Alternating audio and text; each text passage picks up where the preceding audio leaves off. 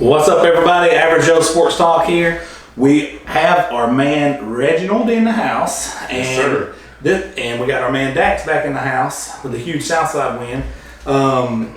Just to hit a few topics right off the bat, a little notable thing that we just noticed: this area teams in or around our area right now. We got Etowah, Hokes Bluff, and Oxford all ranked number 2 in the state. Etowah obviously 5A. And Oxford 6A, and Hokes Bluff 4A. Number 2 teams in the state. I mean, just for our viewing areas, it's pretty massive leading into this week. Also, a side note, Reggie noticed a team that we hadn't talked about much on here, but we want to start kind of work their way into our show. Even though, and anybody who's in or around the area that's pretty knowledgeable about the team, would definitely love to have you come on. Is the Boaz Pirates.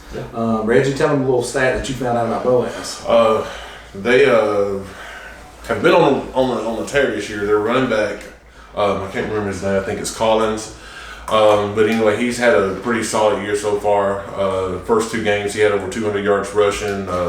This game this past week, I think he only had like 59 yards, but he still had 2 touchdowns. The quarterback this past week was the main guy. But Boaz's offense is ranked number 1 in 5A right now as far as scoring offense. So that's pretty impressive. That is very impressive. They're averaging 44.3 points a game right now. That's pretty impressive. They're gonna shake up that 5A region with Etowah and Southside and everybody. So might be a team to watch out for here in the coming weeks.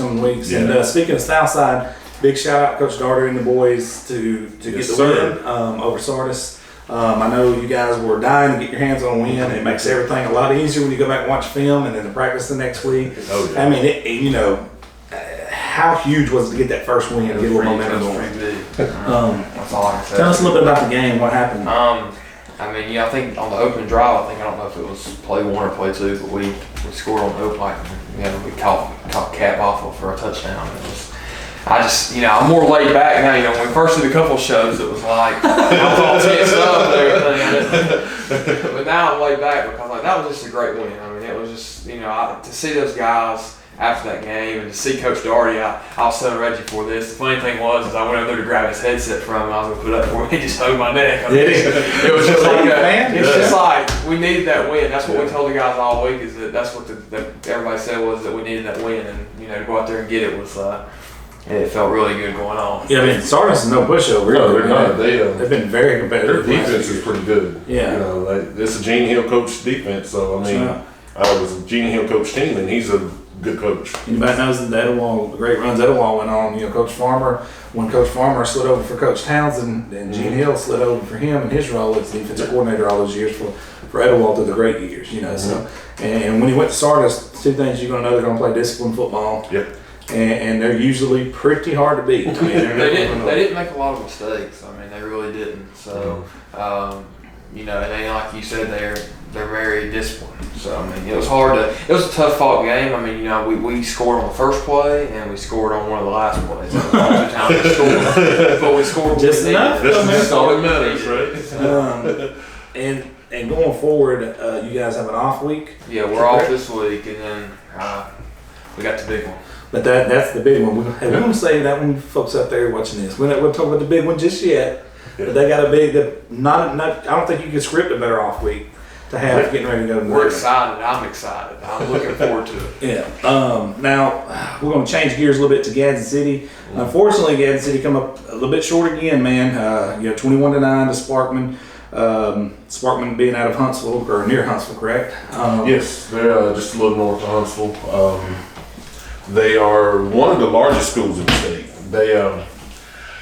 I didn't get to make it to the game this week. I was sick, but I had people I talked to about the game, and actually Coach Sessions just sent me a message on Twitter. But from what I was told, Gadsden City played them tough in the first half, and if I'm not mistaken, they may have been up briefly. And it looked like we were going to pull out a win, but Sparkman came out in the second half. Changed their defensive front, and apparently I think their defensive front, I think they average like 280. And our offensive line is not very big, and they're mostly sophomores. So in 7A football, you know, that's going to wear you down. Yeah. You know, you can't move the ball that way. And but the kids are still optimistic. Coach Sessions is still optimistic. You know, they're going to get it together. You know, it was. I know it was a tough loss, but one thing I do want to touch on is the fan chatter on social media. You know, it's not good for the school, not good for the team, for fans to bash the coaches, because I mean that just kills the morale. So any Gadsden City fans watching this, just stay off social media with the bashing, because that does affect the team overall. Yeah. At the end of the day, man, we're talking about kids and the gentleman's job. Exactly. These guys are, you know, Exactly. this is how they put food on their table. Exactly. Everybody's, I'm telling you, Armchair quarterback. I'm just gonna say, and I know this from just being around football. Everybody is a football coach on Friday nights. No, yeah, I mean, yeah, everybody's a football coach on Friday night. yeah. But see, what they fail to realize on the back end, all the hard work, dedication, Yeah, sacrifice. and that's what, and that's the thing is like the work that the coaches put in. I mean, like Coach Darty. I mean, he's there at 7 that morning on game day, and he doesn't leave till 2:33 a.m. So, I mean, it's Wow. Yeah. And the thing about him is he's so dedicated that, you know, he'll watch that whole game. He watches the game twice. I mean, he'll watch it in person, then he goes back to the film, back to his office and watches it. So. I just mentioned I got a message from Coach Sessions. He is willing. He's going to come on the show. He said the schedule's pretty full, but we got an open week coming up. We got Austin this week and Bob Jones, and then we have an open week. So he's going to come on and join us. Awesome. But he said that the kids are really working hard. Just like I said, they're extremely young, which is good. They're gaining this experience because it means next year and the years after they could be a beast. Yeah. 7A. And he just mentioned that they've got one of the toughest schedules in the state, and you know, but they're still in progress. You know, you've just played the number 2 team in 5A, number 2 team in 6A, and a playoff team that went 8-3 and from your region last year. You know, that's a tough start. So. That's a very tough start. Like I said last week, minus maybe Hoover, they probably got the toughest schedule to date. So far. You know, and I was kind of upset too with the new regions. I was kind of hoping we were going to go to the Birmingham region, but kind of glad we didn't.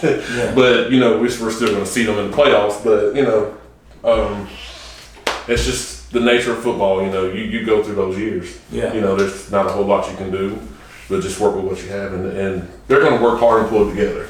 A couple of other things we're going to touch on. Obviously, you guys don't see Shannon Wood here. He's not in right now. He had a tournament out of town, but we're going to touch on Etowah a little bit. Business as usual win at Etowah on the road. They handled business. They were up 49-7 with 5 minutes to go in the second. In that game, they returned 2 punts for touchdowns. Trent Davis, number 3, caught a big 70-yard screen pass, went down the sidelines and scored. Emil Smith had 3 touchdowns. I mean, 49-0 at halftime.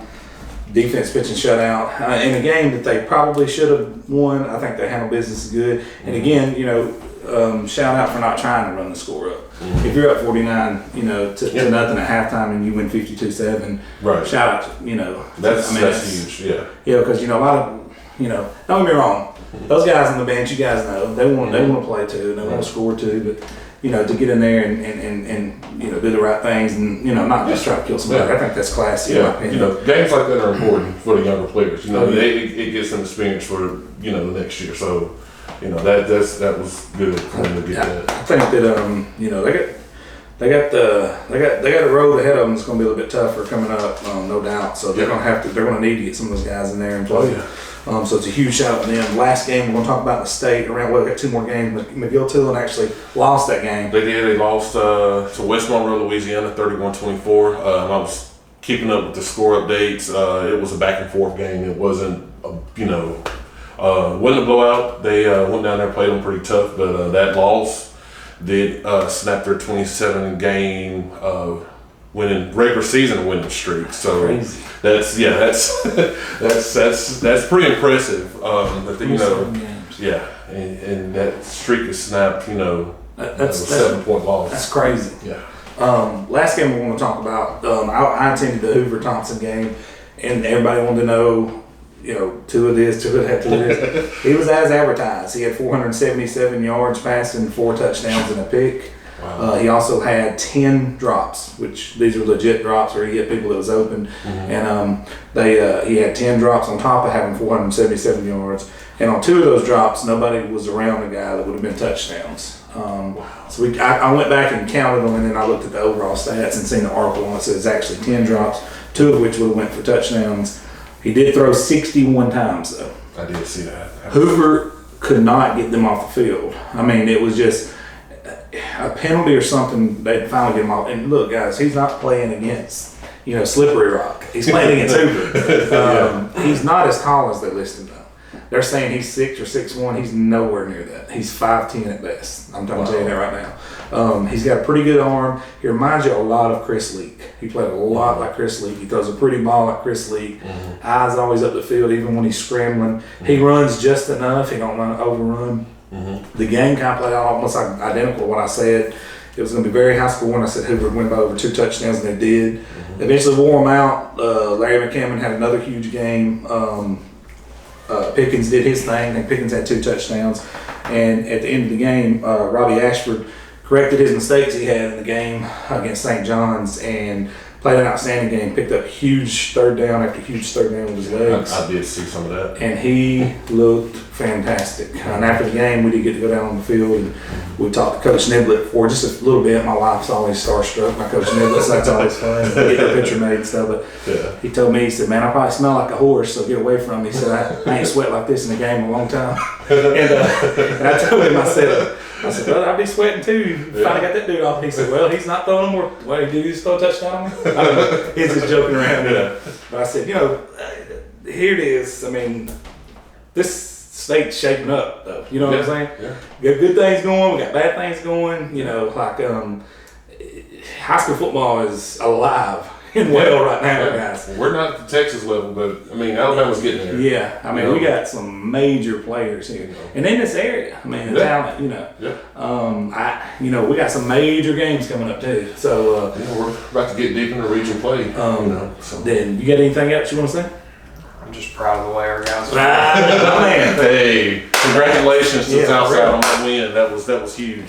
I'm just happy. I'm gonna be honest with you. I'm just happy for Coach Darn and them. Dude. We like us as just a whole. Everybody around the program. Community too. Yeah, we need to win. And I'm just so excited. That didn't need a pushover either. No, it didn't. Perennial was pretty tough. Guys, we're gonna shut this one down. This is Average Joe Sports Talk. Please hit the subscribe button. Please hit the bell for the notifications. Have a good night.